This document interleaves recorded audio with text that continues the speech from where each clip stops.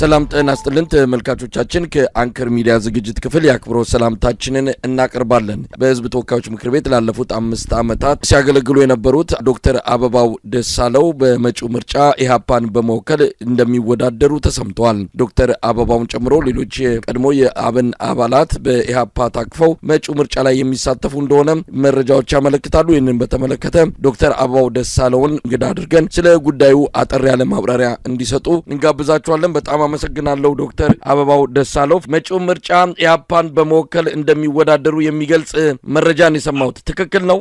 እውነት ነው። ኢሃፓን ወክዬ ወይም ትብብር ለኢትዮጵያ አንድነት በሚለው ወዳደራለሁ። ወደዚህ ውሳኔ ለምንድን ነው የመጣሁት? እንግዲህ ታውቃለህ አብንን ወክዬ ወደ ምክር ቤት እንደገባሁ፣ ነገር ግን የአብን አመራሮች ወይም እንደ አብን ምክር ቤት ከገባን ጀምሮ ተወያይተን አናውቅም። እንደው አቅጣጫ ወስደን በዚህ አቅጣጫ ህዝባችን ብናግዝ፣ ይሄንን ፖሊሲ ብናራምድ መባል ነበረብን። ነገር ግን እንደዛ አይነት ውይይቶችን ባለፉት 4 ዓመት ከ6 ወር አላካሄድንም።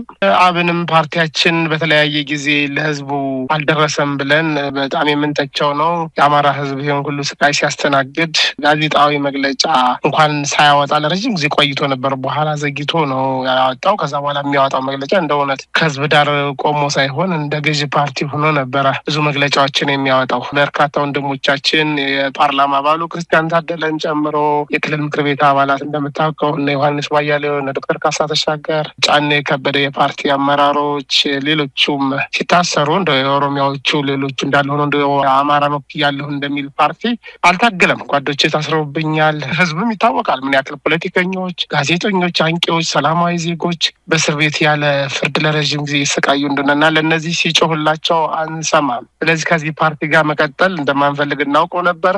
ጊዜው ግን ስላልሆነ ቆይተናል። አሁን ግን ጊዜው ነው። እውነተኛ ለህዝብ የሚጮህ ለህዝብ የሚታገል ፓርቲ ያስፈልጋል ስንል አሁን ነው እነ ኢሃፓን፣ መኢአድ፣ እናት ፓርቲ፣ ጊዮን አማራ አንድ ላይ ሆነው ምን ያክል ለህዝቡ እንደሚታገሉ እያየን ነው እና እንደዚህ አይነት ጥሩ ታጋይ ፓርቲ ለመቀላቀል ችያለሁ ማለት ነው። እንደ ዶክተር አበባው ቀደም ብለው ከአብን መውጣቱን ይፋ ቢያደርጉ የህዝብ ተወካዮች ምክር ቤት ወንበሮን ያጣሉ ወይስ ከምን የመነጨ ነው እስከዚህ ውሳኔው እስከ መድረሰው ድረስ የአብን ተወካይ የተባሉ ነው የሚገለጸውና ወንበሮን ያጡ ነበረ? ያን ጊዜውኑ ከአብን መውጣቱን ቢያሳውቁ። በእርግጥ በዚህ ጉዳይ የህግ ባለሙያዎችን ለመጠየቅ ሞክሬ ነበረ። ግልጽ የተጻፈ ነገር የለም። ምናልባት አካሄዱ ምንድን ነው? ፓርቲው ወደ ምርጫ ክልል ሄዶ ቮት ኦፍ ኖ ኮንፊደንስ ድምጽ ማሰጠት አለበት መራጮች ጋር ሄዶ እና አይወክለንም ካለ ነው መራጮቼ ዶክተር አበባው ደሳለው አይወክለንም የሚል ነገር ካሉ ብቻ ነው በእርግጥ መነሳት የምችለው። ነገር ግን እንዲሁ ፓርቲውን ወክዬ እስከገባው ድረስ ይሁን የግድ በፓርቲው መመራት የለብኝም ብዬ በራሴ እንዲሁም ሌሎች በፓርላማ የሚገኙ አባላት ዶክተር ደሳለኝ እስር ቤት ቢሆንም አቶ ክርስቲያን ታደለጋ እና ሙሉቀና ዘመን የሚባሉ ሌሎች የአብን አባላትም አሉ በፓርላማ። ከእነሱ ጋር እየተወያየን ነበር ብዙ ነገሮችን እንሰራ የነበረው። እንግዲህ ዶክተር አበባው የምርጫውን ጉዳይ በተመለከተ ነው። በኢትዮጵያ ምርጫ አለ ብለው ያምናሉ ወይስ ከምን በመነጨ መልኩ ነው እንደዚህ አይነት ሂደት ላይ ለመሳተፍ የወሰኑት? ኢትዮጵያ ውስጥ ምርጫ ይካሄዳል? በምርጫው እምነት አሉት? እንግዲህ እነ ዶክተር ደሳለኝም ራሳቸውን ከምርጫ ያገለሉበት ሁኔታ ባለበት፣ ሌሎችም ምርጫ ኢትዮጵያ ውስጥ ሊደረግ የሚችልበት ምንም አይነት አስቻይ ሁኔታ እንደሌለ እየታወቀ እዚህ ውሳኔ ላይ ለምን ደረሱ? እሺ አመሰግናለሁ። እውነት ነው አስቻይ ሁኔታ እንደሌለ እኔ ራሴ ሳልቀር በፓርላማ ስናገር የነበረው ሌሎች የትግል ጓዶች የምን ዶክተር ደሳለኝ ሲናገሩት የነበረ ነው። አስቻይ ሁኔታ የለም። በአማራ ክልል በኦሮሚያ ጦርነት ነው፣ በሌሎች ግጭቶች አሉ፣ በቤንሻንጉል፣ በጋምቤላ፣ በሌሎች አካባቢዎችም በትግራይም ሰላም የለም። ስለዚህ ምርጫው መካሄድ የለበትም አይነት የሚል አቋም ነበረ እንዳጠቃላይ። ነገር ግን ምርጫ ቦርድም ሆነ ገዢው ፓርቲ ኢንሲስት አድርጎ እና ሌሎችም ገዢው ፓርቲ ጎን ያሉት አባላት ምርጫውን ለማካሄድ ቆርጠው ተነሱ። ስለዚህ እኛ ራሳችንን ብናገል ህዝባችን ሊጎዳ ይችላል፣ እውነተኛ ታጋይ ሊያጣ ይችላል ከሚል ነው። በምን ሊጎዳ ይችላል ዶክተር አበባው? ምርጫ ላይ በመሳተፋችሁ ህዝብ የሚያገኘው ጥቅምስ ምንድን ነው? ቢያንስ ብሶቱን እንከራከርለታለን፣ ውሳኔዎችን እንቃወማለን። ያን ንቃተ ህሊና እንትን ይላል። በተወሰነ በልክም በትንሹ ሸፕ የሚደረጉበትን ሁኔታ አድርገናል። ህጎች ሲወጡ በትንሹም ቢሆን ማለት ያ ኢንሲግኒፊካንት ነው፣ በእርግጥ ያን ያክል የሚወራ አይደለም፣ አድርገናል። ልማትን በትንሹም ቢሆን በልማቱ ለመደገፍ ያወከልነውን ህዝብ ሞክረናል። ስለዚህ በዚህ ነው የሚጎዳው የሚታገልለት ህዝብ። እውነት ለመናገር ዶክተር አበባው አንዴ ላቋርጥ በሰይቅርታ ዶክተር ደሳለኝ ብለህ አንስተህልኝ ነበር። በነገራችን ላይ እኔ እንደውም ተስፋ በቆረጥኩበት ሰዓት አስቻይ ሁኔታ የለም ብዬ ራሴን ለማግለል በተዘጋጀሁበት ሰዓት ያበረታቱኝ የነበረው በምርጫ መሳተፍ አለብኝ ይሉኝ ከነበሩት ውስጥ አንዱ ዶክተር ደሳለኝ ነው። እስከ ቅርብ ጊዜ ድረስ በምርጫ ለመሳተፍ ፍላጎት እንደነበረው ነው የማውቀው። አቶ ክርስቲያን ታደለም ያው ባርላማ ቤት እየሄድኩኝ እጠይቀዋለሁ፣ እንወያያለን። በምርጫ እንድንሳተፍ እስካሁን ድረስ የሚወተውተኝ ነው፣ በጣም የሚነግረኝ ነው እና ዲስከስ አደርጋለሁ። ነገር እንዲሁ ዝም ብዬ የወሰንኩት ውሳኔ አይደለም። የተለያዩ ህብረተሰብ ክፍሎች ጋር ዲስከስ አደርጋለሁ። አሁን እኔ ከምርጫው በወጣ ምንድን ነው ለህዝብ የሚደግፈው ነገር? ምርጫውን እሳተፍን ብዬ ራሴን ባገል ለህዝብ ምንድን ነው ጠብ የማደርግለት ነገር የሚለው ነው ግራ የሚገባኝ። አሁን ይሄንን ምርጫ ምናልባት ለመከራከርም የሚያመች ብዙ ጉዳዮች አሉ። ካለው ጊዜ አንጻርም የተወሰኑ ነጥቦችን ላንሳና በምርጫው ባለመሳተፍ ምርጫው ላይ ተአቅቦ በማድረግ ራስን በማግለል የሚገኙ ጥቅሞች አሉ። ከሁለቱንም መዝኖ ውሳኔ ላይ መድረስ እንግዲህ የግለሰቡ ኃላፊነት ሊሆን ይችላል።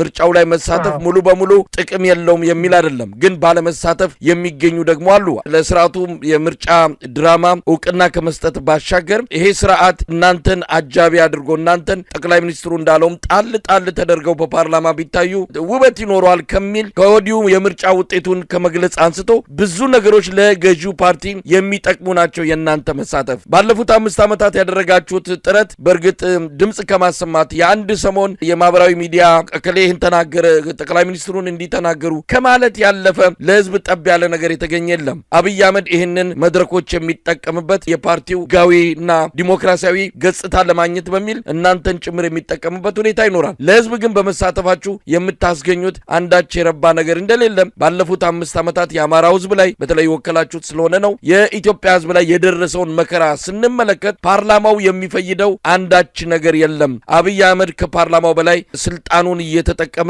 የእናንተ እዛ መኖር ትርጉም የሌለው እንዲሆን አድርጎታልና እስቲ እንደው ሁለቱን መዝናችሁ ነው መሳተፉ የበለጠ ጥቅም አለው ከሚል ድምዳሜ ላይ ደረሳችሁት? እሺ አመሰግናለሁ። አዎ መሳይ ይሄ በጣም ቀላል ውሳኔ አይደለም፣ እጅግ በጣም ከባድ ውሳኔ ነው። እንቅልፍ አልባ ሌሊቶች ሁሉ አሳልፈን ከጓዶቻችን ጋር ከተለያዩ ሰዎች ጋር ዋይተን የወሰንነው ውሳኔ በጣም ቀላል ውሳኔ እንዳልሆነ እናውቃለን። አንተ ያልካቸውን ነገሮች በሙሉም ኮንሲደር አድርገናል። ገዢው ፓርቲን አጅቦ መግባት፣ ገዢው ፓርቲን ሌጂቲሜት ማድረግ እንጂ የረባ ኮንትሪቢሽን ለህብረተሰባችን አናውልም ወይስ ትንሽ ኮንትሪቢዩት እናደርጋለን የሚለው መዝነነዋል እና ምንድን ነው በባለፈው ምርጫ በነገራችን ላይ ራሱ ችግሮች ነበሩ። በባለፈው ምርጫ እንደው ከዛ በፊት ከነበሩት የተሻለ ይሆናል ካልሆነ በስተቀር ብዙ አይነት ህገወጥ አሰራሮች፣ የህግ ጥሰቶች ነበሩ። ነገር ግን ያንን ለማጋለጥ አመች ሁኔታ አልነበረም። የሰሜኑ ጦርነት ተነሳ እንጂ በዛ ምክንያት በጣም ጥቂት በጣት የምንቆጠር ሰዎች ነን ወደ ፓርላማ የገባ ነው። አሁን ግን እስኪ እንፈት ነው። አመች ሁኔታ እንደሌለ እናውቃለን። እንደተባለው በተለያየ አካባቢ ያለው ጦርነት፣ ሰብአዊ መብት ጥሰቱን፣ ረዥም ጊዜ ያለፈት የታሰሩ ወንድሞቻችን ይሄ ሁሉ እናውቃለን። እነሱንም እንዲፈቱ እየታገልን ነው። በነገራችን ላይ ያሉት ችግሮች እንዲፈቱም እያነሳን ያለ ነው። ራሳችንንም በነገራችን ላይ ቦይኮት ለቀን የመውጣት ነገር ሁሉ ሊኖር ይችላል። አስቻይ ሁኔታዎቹ ሙሉ በሙሉ ከተዘጉ እንደው በዛ ያሉ የፓርላማ አባላት የክልል ምክር ቤት አባላትን ለማስመረጥ አመች ሁኔታ ካልተፈጠረ እንዲሁ እንቀጥላለን ማለት አይደለም። በነገራችን ላይ ዝም ብለን የተሰጠን እንቀበላለን አይደለም። ግን ራሳችን ከወዲሁ ካገለን እንዴት ነው የምንገመግመው? ገዢው ፓርቲም ፖለቲካ ሊሰራበት የሚችል ነገር ምንድን ነው? ይኸው ተፎካካሪ ፓርቲዎችን ጥሪ ያቀረብኩላቸው እንዲሳተፉ ጋበዝኳቸው፣ ራሳቸውን ግን አገለሉ።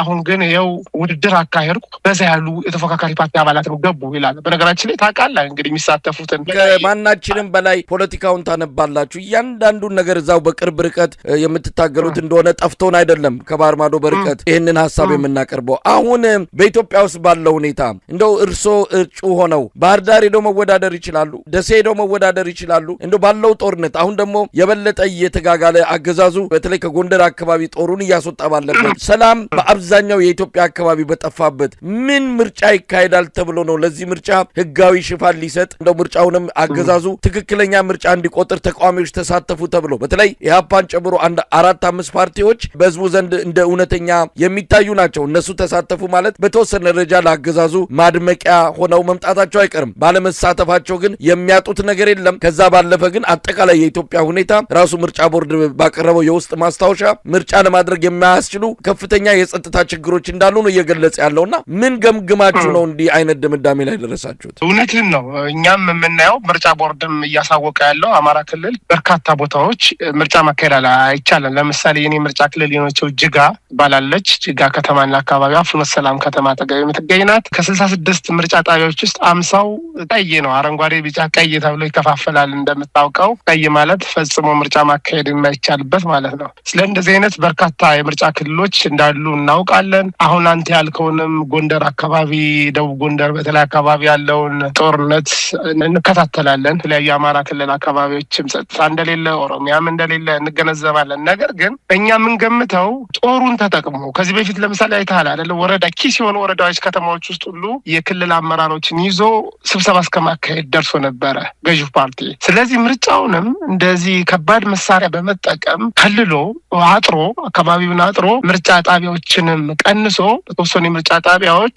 አማራ ክልል ሳይቀር ኦሮሚያም ሳይቀር ሊያካሄድ ይችላል እና 2/3 በላይ የሆነ ድምጽ የሚያሰባስብ ከሆነ የሚያካሄድ ከሆነ ከምርጫው እውቅና ሊሰጠው ይችላል። ማን ነው የሚሰጠው እውቅና? እናንተ በመግባታችሁ ይህንን ነገር መቀልበስ ትችላላችሁ። አሁን አብይ አህመድ ያሰበውን መቀልበስ ትችላላችሁ። 56 ፓርቲዎች በላይ ነው ያሉት። እኛ 3-4 ፓርቲዎች ነን። እኛ ብንወጣ ሌሎች ይገባሉ። ያው የታወቀ ነው። እነሱ እነማን እንደሆኑ ይታወቃሉ። ዶክተር ደሳለው እነሱ እነማን ናቸው? አጃቢ መሆናቸው ብቻ አይደለም። ቀደም ሲል እንዳልኩት ከ2 እና 3 ፓርቲዎች ያለፈ ህብረተሰቡ እንደ እውነተኛ ተቃዋሚ የማይቆጥራቸው አጃቢ ምንጣፍ ጎታች እንደሆኑ ይታወቃል። እነሱ አሉ ተብሎ እንዴት ምርጫ ይገባል ነው እኮ።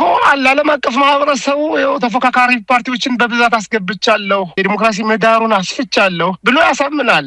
ከዛ በኋላ ሌጂቲሜት መንግስት ነኝ ብሎ ይቀጥላል። ምናልባት ዓለም አቀፉ ማህበረሰብ በዚህ ደረጃ በአብይ መረጃዎች የሚወናበድና የሚዘናጋ አይደለም። ሁሉን ነገር ልቅም አድርገው የሚያውቁ ናቸው። ማን ምን እንደሆነ ባለን መረጃም ከተለያዩ ዲፕሎማቶችም የምንሰማው የትኛው ፓርቲ ምን አይነት እንደሆነ በደንብ መረጃው አላቸው። አብይ አጃቢዎቹን ይዞ ሲገባ ትክክለኛ ምርጫ ተካሄደ ወይም ደግሞ የፓርቲዎቹ ፉክክር ታየ የሚል ድምዳሜ በዓለም አቀፉ ማህበረሰብ ዘንድ ይመጣል የሚለው ይሄ ግምት ከየት እንደመጣ ሊያስረዱን ይችላሉ። ከዛ ባለፈ ግን አብይ አህመድ አጃቢዎቹን ይዞ ፓርላማ እንደሚገባ በቅርቡም ተናግሮታል። ትንሽ ዥጉርጉር ቢል ጥሩ ነው ብሎታል። ከወዲሁ የምርጫው ውጤት ነግሮናል። ስለዚህ በእንደዚህ አይነት ቲያትር በእንደዚህ አይነት ድራማ ውስጥ መሳተፍ ምን ያህል ያዋጣል? እነ ኦፌኮን ጨምሮ እኮ ምርጫውን ውድቅ አድርገውታል። ይሄ በሆነበት ሁኔታ ዶክተር አበባው ደሳለው እንግዲህ ባለፉት 5 ዓመታት በፓርላማ ምን ያህል የህዝብ ድምጽ ለመሆን እንደሞከራችሁ ጠፍቶን አይደለም። ነገር ግን ያመጣው አጠቃላይ ድምር ውጤቱ በፓርላማ ለውጥ ሊመጣ እንደማይችል የኢትዮጵያ ህዝብ ከድምዳሜ ደርሷል። አብይ አህመድ ሰማይ አይታረስ ንጉሥ አይከሰስ ሆኖ ፓርላማውን እንደፈለገ የሚያደርግ ሰው እንደሆነ ይታወቃል። በዚህ ሁኔታ ውስጥ ለምርጫው እውቅና ሰጥቶ መሳተፍ በተለይ እንደርሶ ካለ የህዝብ ድምጽ ከሚወክል ምን ያህል ፋይዳ አለው ብለው ያስባሉ? ለህዝብ ድምጽ ማሰማት ባሻገር በአካባቢም ልማትም ኮንትሪቢዩት ማድረግ ይቻላል። እንግዲህ እያንዳንዷን ነገር መዘርዘር ላያስፈልግ ይችላል እንጂ በምርጫ ክልል አካባቢ በእንደዚህ ጦርነት እንኳን ሆኖ በተለያየ ጊዜ የልማት ስራዎችን ለመስራት መሞከር፣ ችግሮችን ከአሰባስቦ መጥቶ በፌዴራል መሞገት፣ የፌዴራል አመራሮችን ሞግቶ በትንሹም ቢሆን አንዳንድ ቦታ ለማሻሻል የተሞከረበት ጥረት አለ። ያኔ ጥቂት ስለነበር ነው። አሁን ደግሞ በብዛት መግባት ብንችል ከዛ የተሻለ ህብረተሰባችን ልንጠቀም እንችላለን። እንዳልከው ትግል እንግዲህ የተለያየ መስክ ነው ያለው። የተለያየ ታጋዮች በተለያየ መስክ እየታገሉ ነው። የእኛ ትግል መስክ ደግሞ ሰላማዊ መስክ ነው። እንደ ሰላማዊ ታጋይ የፓርቲ አባል ከዚህ ውጭ ትግል ሊታገል አይችልም። በምርጫ ነው የሚታገለው። ምርጫ ደግሞ የለም ማለት የፓርቲዎች ህልውና ወደ መክሰሙ ነው የሚሄደው። እንደምታውቀው ከዚህ በፊት ባለፉት ዓመታት በምርጫ ራሳቸውን ያገለሉ ምንም ለህዝቡ የሚፈይዱት ነገር ስናረግ አናይም። ቢያንስ ግን በምርጫ የሚሳተፍ ፓርቲ ይነቃቃል፣ ለህዝቡ ይጮሃል፣ የተለያየ የትግል አማራጮችን በማቅረብ ህዝቡን ያታግላል። በምርጫ ሲሳተፍ ነው እንደዛ ህልውናው የሚቆየው። እኔ እሱ ምናልባት የምርጫን ፋይዳ ጠፍቶን አይደለም። ብዙ ነገሮች እርሶ የሚገልጹልን አገሪቱ ላይ ካለውና ለምርጫ አስቻይ ሁኔታዎች አሉ ከሚለው ጋር ፈጽሞ የሚገናኝ አይደለም። እንደው ብዙ ሆነን እንገባለን። ያላችሁትንም እኮ በአግባቡ ማስተናገድ ያልቻለ የፖለቲካ ምህዳር ነው ያለው። ሁሉ ነገር ዝግ የሆነበት፣ ደጋፊዎቻችሁን ስብሰባ ማጠሩበት፣ ሰልፍ ማጠሩበት፣ ማታገኙበት። አሁን ደጋፊዎቻችሁ ምን እንደሚፈልጉ በምን ታውቃላችሁ? መሰብሰብ አትችሉ፣ ማግኘት አትችሉ። ሁሉ ነገር ዝግ የሆነበት የተከለከለበት ነው። በህወሓት ኢህአዴግ ጊዜ እኮ ከዚህ በብዙ እጥፍ የተሻለ የፖለቲካ አውድ ነበረ፣ ምህዳር ነበረ። ቢያንስ ሰልፍ መውጣት ይቻላል፣ ስብሰባ ማድረግ ይቻላል። ይሄ ሁሉ በተከለከለበትም አብይ አህመድ ፍጹም አምባገነን፣ ፍጹም በኃይል ሁሉ ነገር እፈታለሁ ብሎ በተዘጋጀበት በዚህ ወቅት ላይ ባለፉት 7 ዓመታት ያላየነው አብይ አህመድ በሚቀጥሉት 2 እና 3 ወራት እንደው አምባገነንነቱን አውልቆ ይጥላል ብላችሁ ተስፋ ማድረግ እንደው የህዝብንም ንቃተ ህሊና መፈታተን አይሆንም ወይ? አሁን ስለ ልማት ነው የሚናገሩት። የምን ልማት ነው? በቦምብና በድሮን የአማራ ክልልን እያፈረሰና እያጠፋ ያለ አገዛዝ ፓርላማ ገብታችሁ ለዛውም በፓርላማ አብይ አህመድ እንደ ፓርላማው የሚንቀውና የሚጫወትበት የመንግስት አካል የለም። እዛ ፓርላማ ውስጥ ሆነን የአማራ ክልልን ልማት በድምጻችን ተወሰነ አስተዋጽኦ እናደርጋለን ብሎ መጠበቅ ምን ያህል ያስኬዳል? እንደው ይሄ የኢትዮጵያ ህዝብን ግንዛቤ መፈታተን አይሆንም? መናቅ አይሆንም? ከምንም በላይ የአማራ ህዝብ ሰላም ነበር የሚፈልገው። ያ ሰላም ባጣበት ልማት ቢሰራ ምንድነው ጥቅሙ? እንደነገርኩ እንደ ቅድመ ሁኔታ እንደውም ካመጣናቸው ነገሮች ውስጥ ያለምንም ቅድመ ሁኔታ ጦርነቱ መቆም አለበት፣ እስረኞች መፈታት አለባቸው፣ የፖለቲካ እስረኞች፣ ጋዜጠኞች፣ ምክር ቤት አባላት መፈታት አለባቸው፣ ሚዲያው ለሁሉም ግልጽ መሆን አለበት፣ ዓለም አቀፍ ታዛቢዎችም ገብተው ሊሰሩ ይገባል የሚሉ ሁኔታዎች አሉ። እነዛን ሁሉ ጠቅለል። በነገራችን ላይ አሁን እንዳልኩ እነዚህ ሁሉ ሁኔታዎቹ ምንም መሻሻል ከሌለባቸው ምርጫውንም በብዛት ለማካሄድ ምንም አመቺ ሁኔታ ከሌለ ራሳችንን እንደምናስወጣ ነው እየነገርኩ ያሉት እንጂ ፍጹም መደላደል አለ በቃ እንሳተፋለን ምናምን እያልኩ አይደለም። ነገር ግን ከወዲሁ ራሳችን ብናገል ምንም የምናተርፈው ነገር የለም ከሚል አኳያ ነው። በፕሮሰሱ እንየው፣ ካሄዱን እንየው። ከዛ በኋላ አንድ ላይ በፓርቲ ደረጃ የሚወሰን ይሆናል ማለት ነው። የተለየ ነገር ትጠብቃላችሁ በሚቀጥሉት ወራት? አሁን ካለው የፖለቲካ ሁኔታ ወይም አጠቃላይ የሰላም ሁኔታ አንጻር የተለየ ነገር ብልጽግና ያደርጋል፣ ስለዚህ እስቲ እንየው ተብሎ የሚፈተሽበት እድል ወይም ደግሞ የሆኑ ሁኔታዎች አሉ በቀጣይ ተስፋ የምታደርጉት? አዎ ተስፋ የምናደርገው ጫና ከተለያዩ ዓለም አቀፍ ማህበረሰቦች ከበዛበት፣ ከህዝቡም እንደው ጫና ከበዛበት እንግዲህ የተለያየ ጦርነትም እያካሄደ ነው። ይህን ጦርነት እያካሄዱ ምርጫ ማካሄድም ከባድ ነው ብሎ ካመነ ለድርድር ሊመጣ ይችላል ማለት እንደው ድርድሩን መጀመሪያ ሀቀኛ የሆነ ድርድር ከተለያዩ ታጣቂ ቡድኖች ጋር ይጀምራል ብለን እንገምታለን። እንደገና ደግሞ እስረኞች እንኳን ቢፈቱ እንደዚህ አይነት ነገሮችን ጋዜጠኞችን፣ ፖለቲከኞች የመፈታት ነገር ሚዲያውንም ለራሱ ትራንስፓረንት የማድረግ ነገር ለሁሉም ህብረተሰብ ያለ አድሎ እንዲጠቀም ቢፈቅድ የሚል ነው እንትናችን ተስፋችን። እነዚህ ናቸው። የሚጨልሙ ነገር ከሆነ ራሳችን እንደምናገል አሁንም ደግሜ እነግርሃለሁ። በጣም ነው የማመሰግነው ዶክተር አበባው ደሳለው። ለአሁን ለነበረን ቆይታ በጣም ነው የማመሰግነው። እሺ ወንድሜ እኔም አመሰግናለሁ መሳይ።